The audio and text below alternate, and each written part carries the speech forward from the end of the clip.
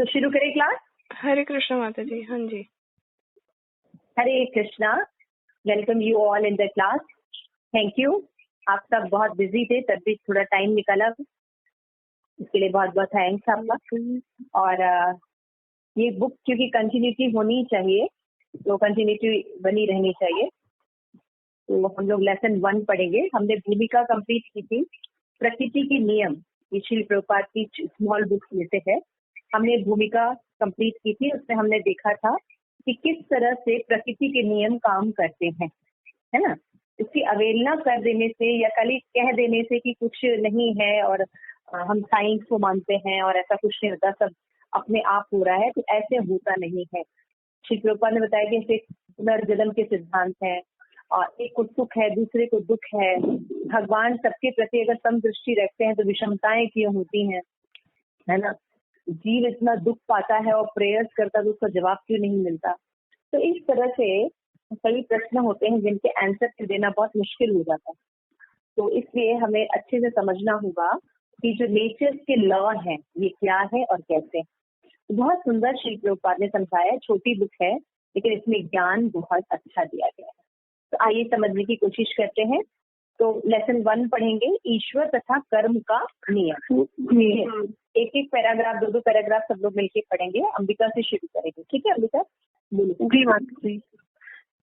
Chapter 1, ईश्वर तथा कर्म का नियम। वेदों के रूप में प्रचलित विपुल प्राचीन संस्कृत ग्रंथों में से 107 उपनिषद दार्शनिक सार से युक्त है और समस्त 108 उपनिषद दार्शनिक सार से युक्त है और समस्त उपनिषदों में ईश उपनिषद सर्वोपरि मानी जाती है। सन 1968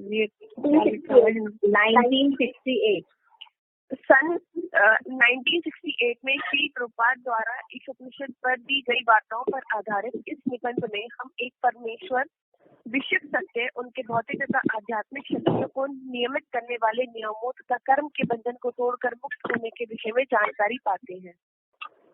ईश उपनिषद बतलाती है कि पूर्ण पुरुषोत्तम भगवान परिपूर्ण और संपूर्ण है। सृजन, पालन तथा संहार की प्रक्रिया भौतिक जगत की उनकी संपूर्ण योजना का एक भाग है। इस भौतिक जगत में हर जीव में 6 स्थायी अवस्थाओं में परिवर्तन होते हैं: जन्म, वृद्धि, पालन, उत्पादों की उत्पत्ति, का विनाश। यह भौतिक प्रकृति का नियम है। फूल कली के रूप में जन्मता है, फिर बढ़ता है, 2-3 दिनों तक ताजा बना रहता है, बीज उत्पन्न करता है, धीरे धीरे मुरझाता है और तब नष्ट हो जाता है। आप इसे अपने तथाकथित भौतिक विज्ञान से नहीं रोक सकते। ऐसा करने का प्रयास करना अविद्या है। कभी कभी लोग मूर्खतावश सोचते हैं कि वैज्ञानिक प्रगति से मनुष्य अमर हो जाएगा। ये बकवास है। आप भौतिक नियमों को रोक नहीं सकते। इसलिए भगवद गीता में भगवान श्री कृष्ण कहते हैं कि भौतिक शक्ति दुर्विद्या है, अर्थात इससे भौतिक उपायों से जीत पाना असंभव है। भौतिक प्रकृति 3 गुणों वाली है। ये है सत्वगुण, रजोगुण तथा तमोगुण। गुण का अन्य अर्थ है रस्सी। रेशों को 3 तरह से बचकर रस्सी तैयार की जाती है। सर्वप्रथम रेशे को 3 छोटे तंतुओं में बांटा जाता है, फिर ऐसे 3 तंतुओं को एक साथ बांटा जाता है और अंत में ऐसे और 3 को फिर एक साथ बांट दिया जाता है। इस तरह रस्सी अत्यंत मजबूत बन जाती है। इसी तरह प्रकृति के 3 गुणों सतो, रजो तथा तमो को मिला दिया जाता है, जिससे उनसे कोई न कोई उत्पाद बनता है। इसके बाद उन्हें पुनः मिलाया जाता है। इस तरह उन्हें असंख्य बार इकट्ठे बांट दिया जाता है। इस तरह भौतिक शक्ति आपको अधिक बांधती रहती है। आप अपने प्रयासों से इन बंधन से जो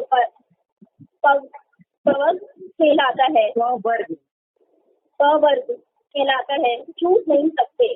पवर्ग संस्कृत देवनागरी वर्णमाला में 5वां वर्ण समूह है। पवर्ग में प, फ, ब, भ तथा म ये 5 अक्षर आते हैं। वो परिश्रम को सूचित करता है। इस जगत में हर चीज अपने 10 पोषण तथा अपने जीवन टिकाए रखने के लिए संघर्ष करता है। ये घोर जीवन संघर्ष कहलाता है। तो फेन को बताने वाला है। जब घोड़ा कड़ी मेहनत करता है तो उसके मुख में झाग फेन निकलता है। इसी तरह जब हम कठिन परिश्रम करके थक जाते हैं तो हमारी जीभ सूख जाती है और हमारे मुंह में झाग बनने लगता है। सारे व्यक्ति इंद्रिय तृप्ति हेतु अत्यधिक श्रम कर रहे हैं, यहाँ तक कि उनके मुख से झाग निकलने लगता है। वह बंधन के लिए आया है। हम अपने समस्त प्रयासों के बावजूद भी प्रकृति की भौतिक गुण रूपी रस्सियों में बंधे रहते हैं और भय को बताता है। भौतिक जीवन में मनुष्य भय की प्रज्वलित अग्नि में जलता रहता है, क्योंकि कोई ये नहीं जानता कि आगे क्या होगा। वह मृत्यु का सूचक है। इस जगत में सुख तथा सुरक्षा की हमारी सारी आशाएं तथा योजनाएं मृत्यु के द्वारा चौपट हो जाती हैं। इस तरह कृष्ण भावनामृत इस पवर्ग विधि को ध्वस्त कर देता है। दूसरे शब्दों में कृष्ण भावनामृत ग्रहण करने पर मनुष्य को अपवर्ग प्राप्त होता है, जिनमें न तो तीव्र जीवन संघर्ष रहता है, न भौतिक बंधन, न भय और न मृत्यु रहते हैं।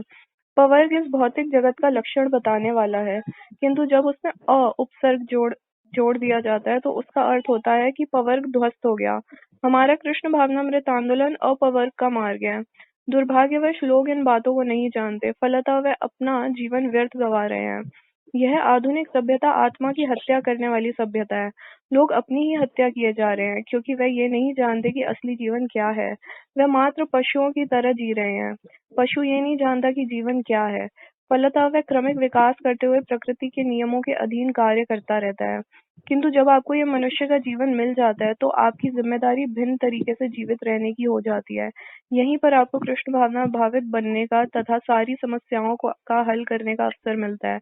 किंतु यदि आप ऐसा नहीं करते, यदि आप पशुओं की तरह ही कार्य करते रहते हैं, तो आपको पुनः जन्म मृत्यु के चक्र में फिर पड़कर 84 लाख योनियों में से होकर देहांतर करना पड़ेगा।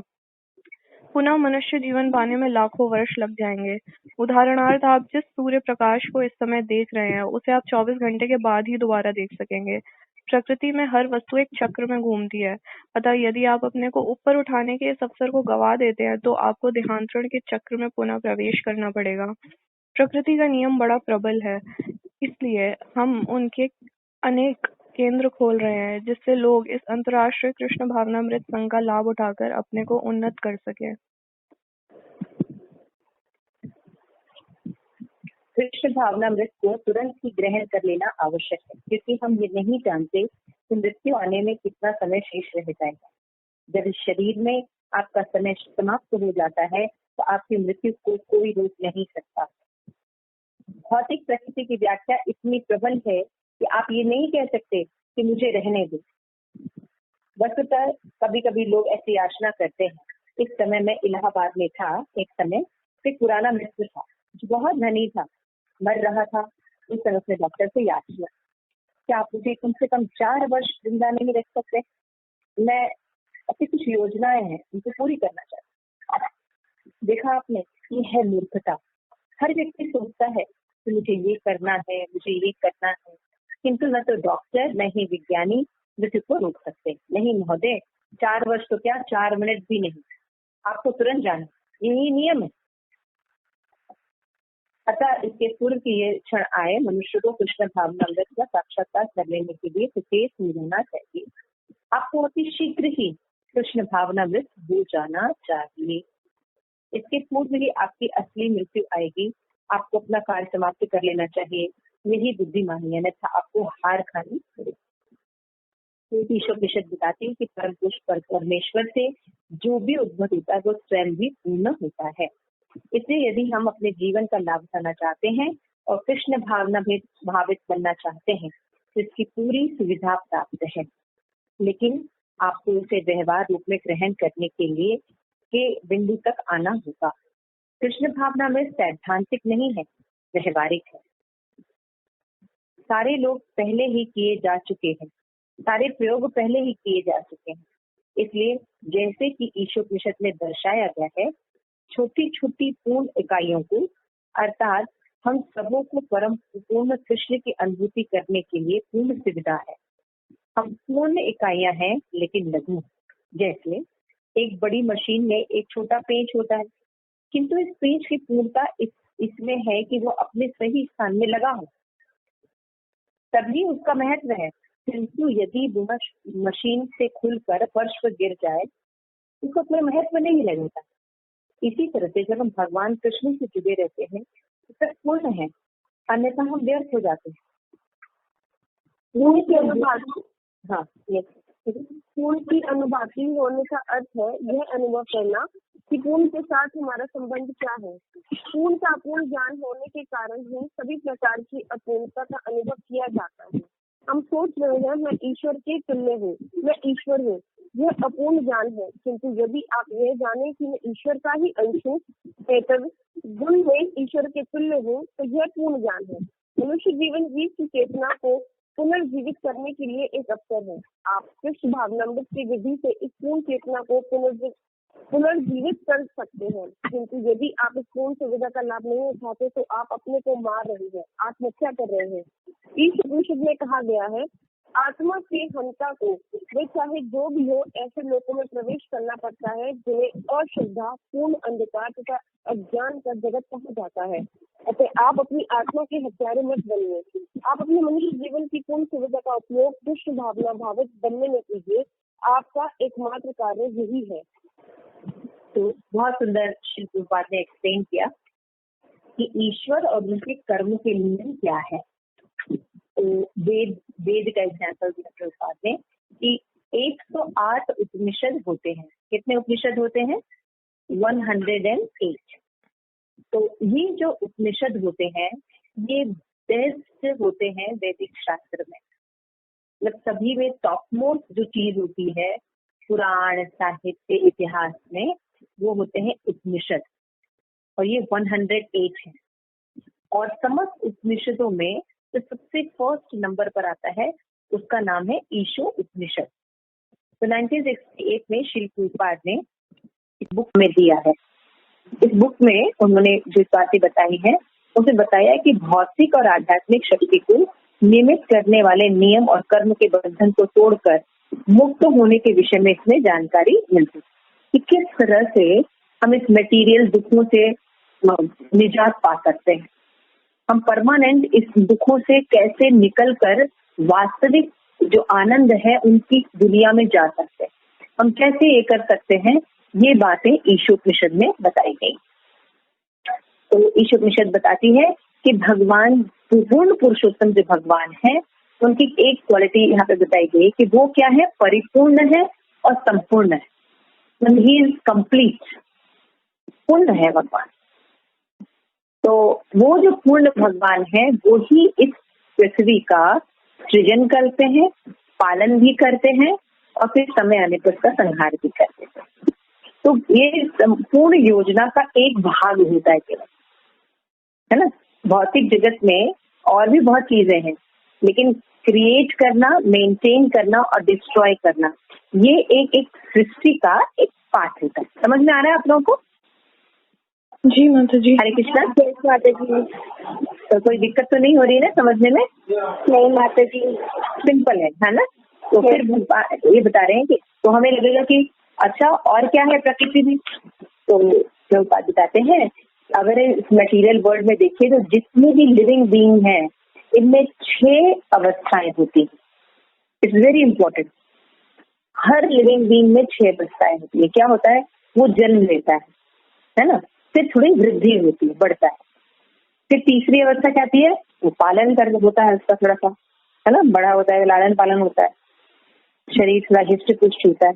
फिर उसके बाद जब वो बड़ा होता है तो वो उत्पादन करता है, मतलब और प्रोड्यूस करता है, अपने जैसा चाइल्ड और प्रोड्यूस करता है। फिर उसके बाद उसका धीरे धीरे ह्रास होता है और फिर उसके बाद वो नष्ट हो जाता है। आप ये 6 प्रोसेस किसी भी लिविंग बीइंग में देख सकते हैं। तो पापा एक बड़ा अच्छा एग्जाम्पल फ्लावर का दिया। एक छोटी सी सीड होती है, सीड से फिर कली निकलती है, कली से फिर फूल बनता है, थोड़े समय तक कुछ ताजा बना रहता है, फिर उसमें से बीज निकलते हैं जिससे वो और उत्पन्न कर सके, लेकिन फिर धीरे धीरे वो मुरझा जाते हैं और फिर वो नष्ट हो जाते हैं। देखा है आप लोगों ने ये बात? आपने फ्लावर्स के साथ ये बात देखी है? जी माता जी। देखा है ना, ऐसा ही होता है ना। तो ऐसे ही तो आज आप लोग का कहीं ध्यान, मैं बस खत्म कर रही हूँ जल्दी करके। नहीं माता जी, हम सुन रहे हैं ना। हाँ हाँ माता जी, अब ना म्यूट कर देते हैं ताकि हमारी तरफ से कोई डिस्टरबेंस ना आए रिकॉर्डिंग में। अच्छा, इसलिए आंसर जवाब देने में इसलिए हमें 1 मिनट लगता है म्यूट को हटाने में। अच्छा, ठीक है। तो बस मैं ज्यादा यहीं तक हम लोग पढ़ेंगे, तो थोड़ा सा डिस्कस कर लेते हैं क्योंकि समझना भी जरूरी है। तो फिर शिल प्रभुपाद बता रहे हैं कि अगर कोई वैज्ञानिक ये कहता है कि इस प्रोसेस को हम रोक देंगे या अपने हिसाब से चला लेंगे, तो ये उसकी अविद्या है। कोई भी साइंटिस्ट इस प्रोसेस को रोक नहीं सकता, न उसको बीच में से कुछ क्रिएट कर सकता है, न उसको खत्म कर सकता है, कुछ नहीं कर सकता है ना। तो ये प्रभुपाद कह रहे हैं कि ये सब प्रकृति के द्वारा क्रिएट किया जा रहा है, तो कोई कर नहीं रहा है, प्रकृति स्वयं कर रही है कुछ। लेकिन प्रभुपाद कहते हैं लेकिन मूर्खता बस लोग क्या सोचते हैं, ये वैज्ञानिक लोग सोचते हैं मनुष्य अमर बन सकता है ना, हम भौतिक नियमों को रोक सकते हैं। भगवत गीता में भगवान ने 17 और 14 में बताया है, देवी ही ऐशा गुणमयी मम माया दुरत्या, ये मेरी माया है और दुरत्या है। मतलब आप इसके साथ कोई चेंजेस करना चाहें, प्रोड्यूस करना चाहें, कुछ क्रिएट करना चाहें, स्टॉप करके अपने हिसाब से करना चाहें, आप नहीं कर सकते। कर सकते हैं? आज हम जैसे सूरज निकला हुआ है, राइट, तो हम सोचे कि ऐसा करते हैं आज ना सुबह 7 बजे के बाद 4 बजे भोर हो ताकि मंगला आरती अटेंड कर सके। आज 7 बजे के बाद 4 बजे हो, ऐसा हो सकता है क्या? नहीं, कोई भी नहीं कर सकता ना। तो वही शिल की बात करें कि एक जो नियम है प्रकृति का, उसको कोई भी चेंज नहीं कर सकता। तो प्रभुपाद बताते हैं कि प्रकृति का नियम क्या है, बताते हैं। ये भगवद गीता में बहुत अच्छे से एक्सप्लेन किया गया है कि भौतिक प्रकृति में 3 गुण होते हैं, मोड, सत्वगुण, रजोगुण और तमोगुण। तो गुण का मतलब, ये मोड का मतलब रस्सी है ना। तो रस्सी में जैसे आप नॉर्मल रस्सी देखते हो ना, कई रेशे होते हैं, है ना, फिर रेशे के रेशे होते हैं, जिससे वो थिक बन जाता है और फिर वो क्या होता है, उसको फिर एक दूसरे से गूंथा जाता है। उसी तरह से ये जो 3 गुण हैं, ये आपस में इंटरेक्शन करते हैं तो बहुत मल्टीपल रस्सियां बनाते हैं। जैसे सत्वगुण अगर रजोगुण से साथ मिलेगा तो अलग फ्लेवर देगा, सत्वगुण अगर तमोगुण ऊपर चला जाएगा, सत्वगुण नीचे आ जाएगा तो अलग फ्लेवर देगा, है ना, समझ रहे हैं आप। तो ये 3 ही होते हैं, लेकिन आपस में अलग अलग गुणों से रिएक्शन करने पर अलग अलग रिजल्ट देते हैं, जिससे अलग अलग रेशे बन जाते हैं और ये रस्सी मोटी मजबूत बन जाती है। इस तरह प्रभुपाद बताते हैं कि ये जो भौतिक शक्ति है, ये जीव को बांध देती है। हमें ये रस्सी दिखाई नहीं दे रही है ना, लेकिन आप अगर देखिए तो हम अपनी सांस को भी कंट्रोल नहीं कर सकते, हम अपने बोलने की शक्ति को कंट्रोल नहीं कर सकते। अगर ये शक्ति चली जाए, बोलने की शक्ति, आप लाख कोशिश कीजिए, आप बोल भी नहीं सकते, है ना। डाइजेशन नहीं कर सकते, पलके नहीं झपका सकते, बाकी तो बात ही छोड़ दीजिए आप। तो इस तरह से हम हमेशा प्रकृति के अंडर में है, कुछ है जो हमें कंट्रोल करता है। हम में से कोई भी बूढ़ा नहीं होना चाहता, कोई भी बीमार नहीं होना चाहता, लेकिन हम होते हैं, यानी कोई और कंट्रोल कर रहा है। अगर हम मालिक हैं तो हमें कभी बीमार नहीं होना चाहिए, हमें कभी बूढ़ा नहीं होना चाहिए, है ना, लेकिन हम नहीं कंट्रोल कर रहे हैं, कोई और हमें कंट्रोल कर रहा है। हमें फोर्स किया जाता है कि हम इस सिचुएशन में आगे बढ़ें। प्रभुपाद बताते हैं, बहुत बार ये एग्जाम्पल आप लोग जितना पढ़ेंगे उसमें दिया जाएगा, तो ये बहुत इंपॉर्टेंट है, ध्यान रखिएगा। मटेरियल वर्ड को पवर्ग बोलते हैं और स्पिरिचुअल वर्ड को अपवर्ग बोलते हैं। पवर्ग क्या मतलब होता है, जैसे आपने क ख ग घ पढ़ा है तो उसकी पूरी लाइन को एक वर्ग बोलते हैं। वर्ग मतलब पूरा पार्ट, प फ ग भ म, ठीक है। जैसे अ आ इ उ ए ए ओ औ अंग आहा, है ना। उसी तरह से क ख ग घ मिलते। क अगर मान लीजिए क क क ख ग घ घ अंग बोलेंगे तो क्या हो जाएगा, ये कौन सा वर्ग? क वर्ग। क वर्ग, वेरी नाइस। अगर मान लीजिए पॉप नहीं और ये कौन सा वर्ग अंग च छ ज झ इया कौन सा वर्ग हो गया? च वर्ग। Very nice, you understand now?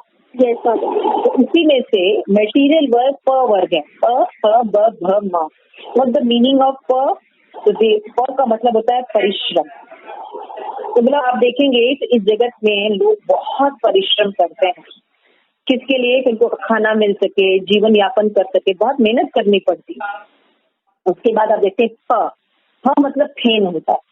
जब हम बहुत कठिन परिश्रम करते हैं तो अक्सर आपने देखा होगा जानवरों के मुंह से फेन निकलता है ना, उसी तरह हमारे मनुष्यों के शरीर से भी फेन निकलता है, पसीना आ जाता है, हम परेशान रहते हैं, कितना टेंशन होता है, कितनी बीमारियां हो जाती है, ये होता है फेन, है ना।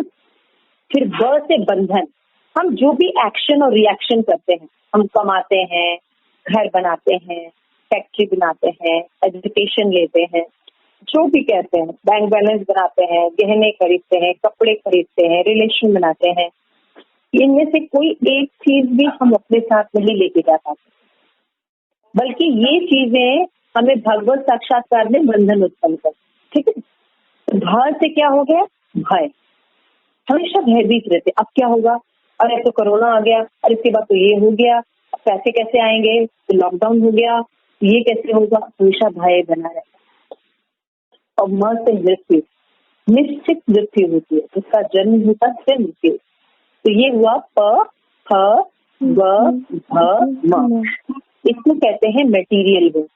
लेकिन स्पिरिचुअल वर्ल्ड में अ लगा देते हैं, अ उपसर्ग लगा देते हैं। आपने प्रीफिक्स एंड सफिक्स पढ़ा होगा, याद होगा आप लोगों को? किसी भी शब्द के आगे लगा देना कोई चीज और किसी के शब्द के पीछे कोई चीज लगा देना, है ना। तो जब हम आगे लगाते हैं तो उसको प्रीफिक्स कहते हैं, यानी उपवर्ग, उपवर्ग कहते हैं। तो उपवर्ग में क्या होता है? प वर्ग बोल के हम अप वर्ग बोलते हैं। तो अ लगा देने के कारण उसमें क्या हो जाता है, जहां पर ये प फ ब भ म ये जो बताया गया, ये जो दुख है ये नहीं होता, जहाँ पे बहुत परिश्रम नहीं आता, फेन नहीं निकलता, बंधन उत्पन्न नहीं होता, भय नहीं होता, मृत्यु नहीं होती, वो जगह है अपवर्ग, वो है भगवान का धाम, है ना। ठीक है, समझ में आ गई बात? इसके बाद बता रहे हैं कि दुर्भाग्यवश हम इतनी पढ़ाई पढ़ते हैं, आप बताइए, आप लोग भी पढ़े होंगे, हमसे अच्छे से पढ़ते होंगे, और क्योंकि आप लोगों की जनरेशन में अच्छी स्टडी और भी हो गई है, क्लासेस हो गए हैं, ये ब्रांच वो ब्रांच सब खुल गए हैं। आप लोगों को ये शिक्षा कहीं किसी बुक में मिली? नहीं माता जी। अंबिका? नहीं माता जी। कहीं पढ़ा आपने ये नॉलेज? नहीं माता जी। और आप देखिए ये कितना इम्पोर्टेंट नॉलेज है, और ये हम नहीं पढ़ते, है ना। कितना इम्पोर्टेंट चीज है, तो प्रभुपाद बता रहे हैं ये नॉलेज नहीं है, इसलिए कृष्ण भावना आंदोलन में इस नॉलेज को दिया जा रहा है। प्रभुपाद कह रहे हैं लेकिन आधुनिक जगत में सबसे बड़ी यही विडंबना है कि जो भी चीजें हम कर रहे हैं वो हमारी आत्मा की हत्या कर रहा है। तो प्रश्न ये उठता है कि आत्मा की तो हत्या नहीं होती।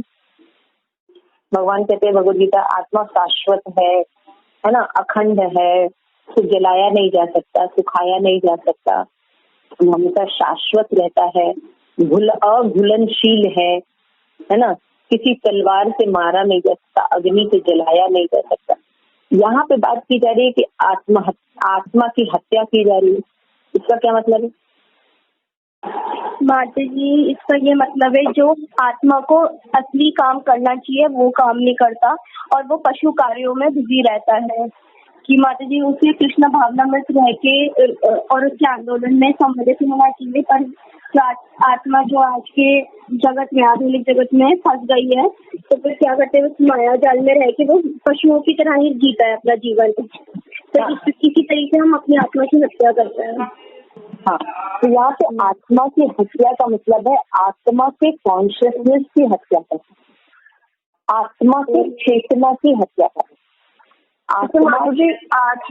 आत्मा का तो नेचर ही मतलब कृष्ण भावनामृत है, शाश्वत है ना, अजन्मा है। लेकिन हमें हमेशा डर लगता है कि हम मर जाएंगे। क्यों? क्योंकि इस ज्ञान के ऊपर हमने मटेरियल ज्ञान का आवरण डाल दिया।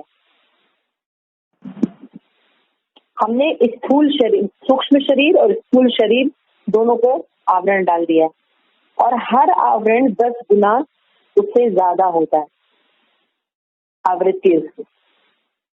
समझ आ रहा मतलब? जैसे मैंने बताया, कोई चीज है लेकिन अगर हम ग्लव्स पहन लें, 10 ग्लव पहन लें, तो हमें सेंसेशन नहीं होगा, है ना? ऐसा होगा ना? हाँ जी। अभी हाथ पे 3 ग्लव्स पहन के हम कोई चीज छुए तो हमें पता नहीं चलेगा। 10 ग्लव्स पहन ले तो पता ही नहीं चलेगा क्या है क्या नहीं है। मतलब एक ही ग्लव्स पहनने के बाद में मतलब ढंग से पेन नहीं पकड़ा जाता, या फिर हाँ, एक ग्लव्स में ही थोड़ा बहुत होता है, लेकिन अगर 10 ग्लव्स हम पहन ले तो हाथ का अपना सेंसेशन ही नहीं रहेगा। ऐसा नहीं कि हाथ फील नहीं कर सकता, अभी आप ग्लव्स निकाल दीजिए तो हाथ फील करेगा, लेकिन हमने जो पहन रखा है इसके कारण नहीं होगा। उसी तरह आत्मा की सारी पोजीशन, सब शाश्वतता, ज्ञान सब है, लेकिन हम उसको यूज नहीं करके हमने इस पर आवरण डाल दिया है। और आवरण कैसे डाला है? पहले तो 5 आवरण डाला है, पृथ्वी, जल, अग्नि, वायु, आकाश, ये स्थूल शरीर। फिर उसके बाद हमने सूक्ष्म शरीर का आवरण डाला है ना, मन, बुद्धि, अहंकार। और हर आवरण दूसरे आवरण के 10 गुना ज्यादा होता है। समझे? मतलब अगर 800 वर्ग मीटर का है तो नेक्स्ट आवरण से 10 गुना ज्यादा होगा। समझ आ रहा है मतलब? इसलिए आत्मा की जो कॉन्शियसनेस है, जैसे मैंने बताया ना, हाथ में सेंसेशन है, आप फील कर सकते हैं, लेकिन अभी नहीं कर पा रहे क्योंकि आपने कवरिंग कर दी। उसी तरह आत्मा की जो कॉन्शियसनेस है कि आज मैं शाश्वत हूँ, मैं भगवान का हूँ, ये कॉन्शियसनेस हम फील नहीं कर पा रहे। ठीक है? तो ये तो अच्छा, अब अगर आप बचपन, आज पता नहीं मैं जब करी, फिर मैं वही सोच रही थी कि जब मैं छोटी थी हम लोगों को क्या सिखाया जाता था। मतलब हमारे अंदर तो यही था, लड़का लड़की है, लड़कियों की शादी हो जाएगी, छोटे से ही बताया जाता था लड़कियों की शादी हो जाती है, लड़कों को लड़कियों की कॉन्शियसनेस रहती है, लड़कियों को लड़कों की कॉन्शियसनेस रहती है ना। उसी तरह की हम फिल्में देखते हैं, उसी तरह के लोग हमारे आसपास रहते हैं, उसी तरह के आइकॉन्स हमारे पास होते हैं, और उसी तरह का नॉलेज हम पढ़ते हैं। आप बताइए कहाँ जगह है कृष्णा कॉन्शियस? कितने अंधकार में है हम, है ना? मान लीजिए एक छोटी सी बुद्धि हमारी थी, हम बहुत छोटे हैं, लेकिन हमारे आसपास सारी चीजें जो दी जा रही हैं वो सारी अज्ञानता हमें दी जा रही है। हम जो देखते हैं, जो सुनते हैं, जो लोग फेमस पर्सनालिटीज हैं, समझ, मतलब हमारे लीडर्स भी वही हैं, हम पढ़ते भी वही हैं, हम अपने बहुत near and dear mother, father, sister, brother, सबको यही करते हुए देखते हैं। हम सोसाइटी में जाते हैं, स्कूल्स में जाते हैं, वहां भी हम देखते हैं कि सब यही कर रहे हैं। तो जब हमें ज्ञान ही नहीं है तो हम करेंगे क्या? हम वही करेंगे ना। जब नॉलेज ही नहीं है, फैसिलिटीज ही नहीं है, तो हम करेंगे क्या? हम वही जिंदगी जीते हैं और फ्रस्ट्रेटेड होते हैं। जब आपके पास नॉलेज है, जैसे अभी आप कृष्णा कॉन्शियसनेस का नॉलेज दे रही हैं कि एक मटेरियल वर्ड है लेकिन एक स्पिरिचुअल वर्ड भी है, और हम उससे कनेक्टेड हैं, हम ये चाहते हैं, हम कहेंगे हाँ बिल्कुल ठीक कह रहा है, हम चाहते हैं हम सबसे प्रेम करें, हम चाहते हैं कि कोई हमें धोखा न दे, हम चाहते हैं कि सब प्रेम पूर्वक रहें, हम चाहते हैं हम ऐसी जगह रहें जहाँ कोई बीमारी ना हो, कहीं दुख ना हो, कहीं बुढ़ापा ना हो, कहीं मृत्यु ना हो। हम तो वैसा ही चाहते हैं ना। जी माता जी। लेकिन हमें मिलता क्या है? उल्टा मिलता है, अपोजिट मिलता है। तो फिर हम क्या यहीं पर प्रॉब्लम सॉल्व करने की कोशिश करते हैं, क्योंकि उसके सिंगल पेरेंट्स के साथ हुआ, क्योंकि वो बाय बर्थ ऐसा था, क्योंकि उसके साथ ऐसी घटना घटी थी इसलिए ऐसा हुआ, फिर उसके साथ ऐसा हुआ, ऐसे ऐसे ऐसे करते रहते हैं। फिर हम स्टोरीज बनाते हैं। अगर मेरे जैसे साइकोलॉजी आप पढ़ेंगे तो फिर आप लोग देखेंगे, हाँ मैरिज में अगर चाइल्ड प्रॉब्लम है या मैरिज में कोई रिलेशन में प्रॉब्लम है तो आप ऐसे करिए, आप ये टिप्स अपनाइए, तो आपका पति आपके क्या होता है, आपके अंडर में रहेगा, है ना, आप टाइम दीजिए, आप ये कीजिए, ऐसे बताते हैं ना, क्या कहते हैं, तो क्या होगा, आपकी ये प्रॉब्लम सॉल्व हो जाएगी। लेकिन टाइम देने पर भी, पैसा होने पर भी लोगों के साथ प्रॉब्लम है, तो इसका मतलब इसका सोल्यूशन यहाँ कहीं नहीं है, कुछ और है जो हमें ज्ञान नहीं है, लेकिन वो क्या है पता नहीं। तो सोचिए कितनी दया की है श्रील प्रभुपाद ने, कितनी कृपा की है कि कृष्णा कॉन्शियसनेस नॉलेज दिया। जब व्यक्ति मन से परेशान रहता है, मन में संतोष नहीं रहता, मन में ज्ञान नहीं रहता, सही ज्ञान नहीं रहता, तो वो व्यक्ति डिवाइडल स्टेज में रहता है। आप समझते हैं, बहुत फर्क होता है। धन की भूख से ज्यादा मन की भूख, मन का संतोष होना बहुत जरूरी है। आप लोग बहुत फॉर्चुनेट हैं कि इतने यंग एज से आप श्रील प्रभुपाद को पढ़ रहे हैं, ज्ञान ले रहे हैं, मतलब आप लोग का बहुत भाग्य है।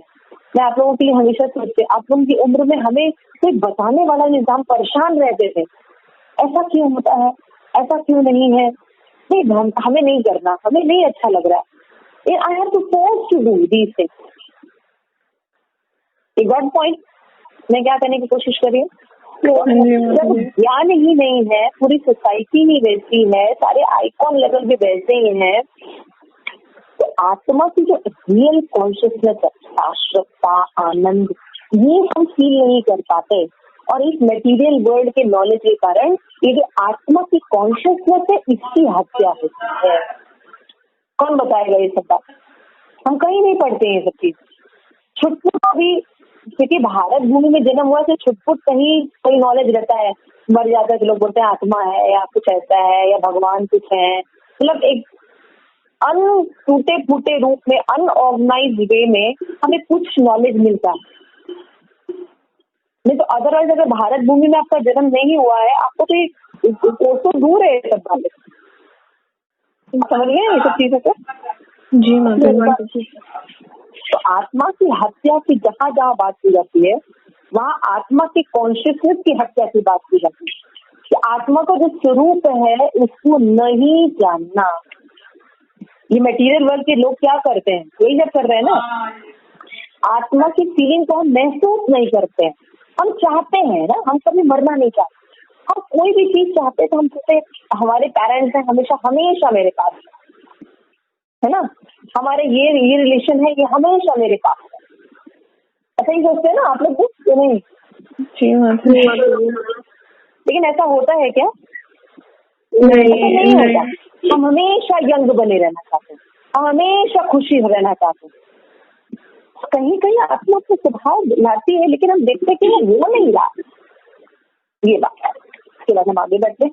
बहुत अच्छा एग्जाम्पल दिए हैं कि जब हम कृष्ण भावना भावी जीवन में जीते तो पशु योनियों में, यानी वापस एक चक्र है। मैंने आपको बताया कि प्रकृति एक नियम से काम करती है, तो फिर उसके नियम में हमें आना पड़ता है। फिर 84 लाख योनियों में हमें घूमना ही पड़ेगा।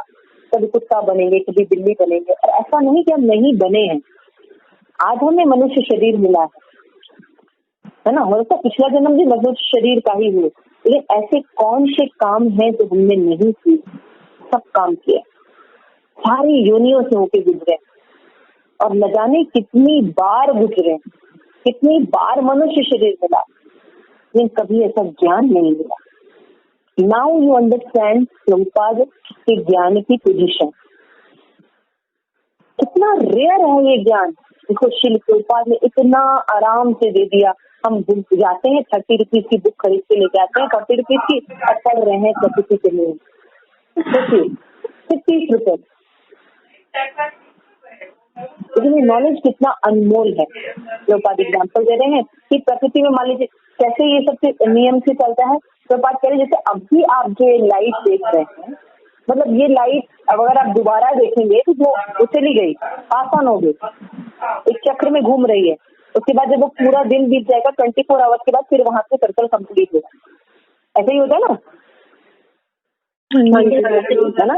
तो वही अगर आपको एक बार मनुष्य शरीर मिला है और अगर आपने सदुपयोग नहीं किया तो वापस आपको 84 लाख फिर से पूरा तय करना पड़ेगा, फिर वापस मनुष्य शरीर आपको मिलेगा। सोचिए उसके बाद श्री प्रभुपाद बता रहे हैं कि इसी बात को बताने के लिए, आत्मा के बारे में, परमात्मा के बारे में, भौतिक जगत के बारे में, आध्यात्मिक जगत के बारे में बताने के लिए प्रभुपाद कह रहे हैं मैंने इस्कॉन की एस्टैब्लिशमेंट की है, जहाँ आप ये ज्ञान ले सकें। श्री प्रभुपाद कह रहे हैं शरीर में आपका समय समाप्त हो जाएगा और कहा जाएगा आपकी मृत्यु आ गई। अगर आप चाहे भी 2 मिनट के लिए आप जिंदा रह लें तो आप रह नहीं सकते। श्री प्रभुपाद बोलते हैं कि एक फ्रेंड का एग्जाम्पल देते हैं कि एक मतलब थोड़ा दिन के लिए और दे दो तो 4 मिनट में नहीं दे सकता। इसलिए हमें जितनी जल्दी हो सके कृष्ण कॉन्शियसनेस को एक्सेप्ट करना चाहिए।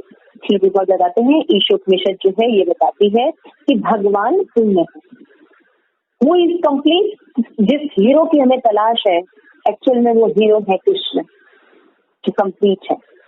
तो यहाँ बता रहे इसलिए हमें बता रहे हैं कि व्यवहार रूप में ग्रहण करने के लिए ये कौन सेंटर बनाए गए हैं।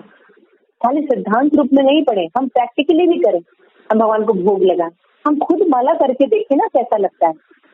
हम कभी मंदिर जाके देखें, हम कभी खुद बुक पढ़ के देखें, हम कभी खुद कृष्ण कॉन्शियसनेस की प्रोसेस है कीर्तन करके देखें। हरे कृष्ण कृष्ण कृष्ण हरे हरे हरे राम हरे राम राम राम हरे राम। एक बार आप कृष्ण कॉन्शियसनेस कोई प्रोसेस कीजिए और उसके बाद मटीरियल कोई प्रोसेस कीजिए, आप देखिएगा आपको कहाँ आनंद मिलता है ना। फिर देखते हैं प्रभुपाद कि हम एक पूर्ण इकाई है भगवान के, हम लेकिन हम भगवान के ही अंश हैं। इसलिए जब हम भगवान के पास रहेंगे तभी हम प्रसन्न रहेंगे। एग्जाम्पल दिया प्रभुपाद ने, एक मशीन है, ये बहुत बार दिया जाता है ये एग्जाम्पल, ये भी बहुत इंपॉर्टेंट एग्जाम्पल है और ये प्रभुपाद की छोटी बुक में है। तो श्री प्रभुपाद बता रहे हैं कि जैसे एक मशीन है, उसमें एक छोटा सा स्क्रू होता है, उस स्क्रू की वैल्यू कब तक है जब तक कि वो उस मशीन में लगी हुई है। अगर वो नीचे गिर जाए तो उसकी कोई वैल्यू नहीं रहती। एक छोटा सा पेंच अगर नीचे गिरा हुआ था उसकी कोई वैल्यू है? 25% में फेंक देंगे, 25% भी नहीं देंगे, है ना। लेकिन अगर वही स्क्रू मशीन में लगा है तो उसकी वैल्यू है, क्योंकि उसका अपना काम है। उसी तरह से जब हम भगवान के अंश है, हम तो मेटीरियल वर्ल्ड में इंद्रिय तृप्ति करते रहेंगे और सोचेंगे हम खुश हो जाएंगे, नहीं। इंद्रिय तृप्ति करने जाएंगे वो हमारे ऊपर ही हमारा सारा पाप चढ़ जाएगा और हमें भोगना ही पड़ेगा। और हमको लगता है कि हम एंजॉय कर रहे हैं, सोचो, मतलब प्रताड़ित करती है माया एक्चुअल में हमें, लेकिन हमें पता भी नहीं चलता कि वो हमें प्रताड़ित कर रही है। सोचिए कितनी अज्ञानता में हम हैं। कोई हमें रोज टॉर्चर कर रहा है लेकिन हमें दिखाई नहीं दे रहा। तो प्रभुपाद कहते हैं कि जब हम अज्ञानता में रहते हैं तो हम ये सोचते हैं हम भगवान हैं। तो प्रभुपाद बताते हैं इसमें हमें कृष्ण कॉन्शियसनेस की चेतना में होने चाहिए। ईशोपनिषद हमें बताता है कि आत्मा के हंता को चाहे वो जो भी हो ऐसे लोग में प्रवेश करना पड़ता है। अगर मनुष्य शरीर मिला है और आत्म साक्षात्कार नहीं किया, अरे तो फालतू नहीं है, खाओ पियो मत करो, किसने दिखा। तो आत्मा को जागृत नहीं किया, आत्मा के कॉन्शियसनेस की हत्या की है, तो अंत में उसका रिजल्ट क्या होता है। ईशोपनिषद बताती अंधम तमस प्रविशन्ति वेदना परिपास्यते, अंधतम लोकों में डाल दिया, जहाँ बहुत अंधेरा होता है, मतलब नरक में आप चले जाएंगे। और वहां पे क्या होगा, वहां कोई रोशनी नहीं होगी, कोई आनंद नहीं होगा, केवल होगा दुख दुख और दुख। जब आपको दिया जा रहा अवसर तो हमें पूरा प्रयास करना चाहिए कि हम उन अवसरों का लाभ उठा सकें।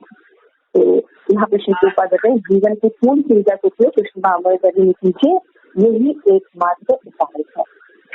ठीक है, तो हमने बड़े अच्छे से पढ़ा। अब क्वेश्चन आंसर एक एक दो पॉइंट ले लेते हैं, फिर आप लोग छोड़ देते हैं। First question goes to Aastha. Aastha हमारे उपनिषद कितने हैं माता जी? 108। अरे next question goes to Yashika. Yashika, हमारे 6 जो अवस्थाएं हैं वो कौन कौन सी हैं लिविंग बीइंग की? माता जी पहले जन्म, फिर बढ़ता है, आगे वृद्धि होती है, एंड फिर कुछ टाइम रुक जाता है, उसके बाद आगे उत्पत्ति होती है, फिर हास और विनाश। Very nice, very good. Okay, Ambika, बेटा भौतिक गुण कितने प्रकार के होते हैं और कौन कौन से होते हैं? भौतिक गुण भौतिक प्रकृति में जो गुण होते हैं कौन कौन से गुण होते हैं? रजोगुण, तमोगुण और सत्वगुण। Yes, very nice. Yes Aastha, what is पवर्ग? माता जी पवर्ग जो होता है वो भौतिक जगत को दिखाता है। तो पवर्ग में 5 समूह वर्ग का समूह होता है। तो दो यस। तो next question goes to Yashika. Yes बेटा, प की विवेचना कीजिए, क्या मतलब होता है? माता जी प से होता है परिश्रम। जीव बहुत परिश्रम करता है इस जीवन में अपने आप को बनाए रखने के लिए। फिर फ से फेन, इतना परिश्रम करने से वो थक जाता है, उसका जीभ सूख जाता है, झाग बनने लगती है, तो ये फ है। ब से बंधन आता है, इतने प्रयास करता है वो और फिर उसका फल भोगने का भी उसका बंधन बन जाता है, जो वो कर्म करता है उसके फल का बंधन बन जाता है। भ से होता है भय, जो उसने इकट्ठा किया है उसको खो जाने का, या जो भी रिश्तेदार या जो भी है वो सब छूट जाने का भय। और म से होती है मृत्यु, जो कि फिर जो भी सुख है और जो भी सुरक्षा है वो सब उसकी ध्वस्त हो जाती है। Yes, Ambika, next question goes to you. What is अपवर्ग? माता जी अपवर्ग में व्यक्ति क्या करता है, उसको मतलब भौतिक बंधन नहीं होता और जन्म मृत्यु का भय नहीं होता, वो सारे बंधनों से मुक्त हो जाता है। और कृष्ण भावनामृत आंदोलन अपवर्ग है। हाँ जी, yes, very nice. Last question goes to Ambika माता जी। श्री प्रभुपाद ने बताया कि एक एग्जाम्पल दिया कि उनके जो फ्रेंड्स थे वो उनके साथ क्या हुआ था। माता जी वो बीमार हो गए थे, तो उन्होंने डॉक्टर से कहा था कि मतलब आप मुझे कम से कम 3-4 वर्ष तक जिंदा रख सकते हैं, मुझे अपने कुछ काम वो करने हैं, कंप्लीट करने हैं। पर नेचर किसी के लिए भी वेट नहीं करती है। मतलब श्री प्रभुपाद ने ये बताया कि नेचर एक्चुअली में किसी के लिए वेट नहीं करती है। जो जैसे चलती आई है प्रकृति वैसे ही चलेगी, होंगे ही होंगे और इस शरीर को त्यागेंगे ही त्यागेंगे। Very nice, very nice. Okay, next question. Next किसकी बारी है? तो आस्था, भगवान ने यहाँ पे एग्जाम्पल दिया था कि उपनिषद में बताते हैं कि भगवान पूर्ण है और उनके अंश हैं। इसको कौन से एग्जाम्पल से समझाया गया?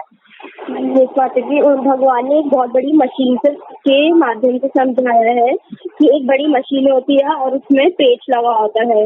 अगर वो पेच मशीन में सही जगह नहीं लगा होता तो ना वो मशीन, तो वो उसका महत्व नहीं रह जाता। तो वो पेच से ही हमारा ये मशीन की पूर्णता होती है। तो यही समझा रहे कि अगर भगवान जो है वो पूर्णता में है तो वो मतलब वो पेज की तरह है। अगर वो मशीन, वो पेज की और मशीन है, अगर वो ऐसी ही पेज पड़ा रहेगा फर्श पे तो उसकी कोई महत्व नहीं रहेगी। नहीं, आज थोड़ा सा गड़बड़ समझिए। यहाँ पे मशीन की तुलना भगवान से की गई है और पेज की तुलना जीव से की गई है। तो जब मशीन में अगर वो पेज लगा रहता है तो उसकी वैल्यू होती है, यानी हम जब भगवान से जुड़े रहते हैं तो हमारी वैल्यू होती है। लेकिन हम अगर भगवान को छोड़ के यहाँ इंद्रिय तृप्ति करने आ जाए तो हमारी वैल्यू नहीं रहेगी। जैसे एक पेज उस मशीन के नीचे गिर जाए उसकी कोई वैल्यू नहीं रहेगी। Got the point? Yes, okay, very nice. Thank you so much. आपकी भी क्लास है, बेस्ट ऑफ लक। हरे कृष्णा, अच्छे से सुनिएगा। थैंक यू वगैरह दीजिएगा। हरे कृष्णा। जय।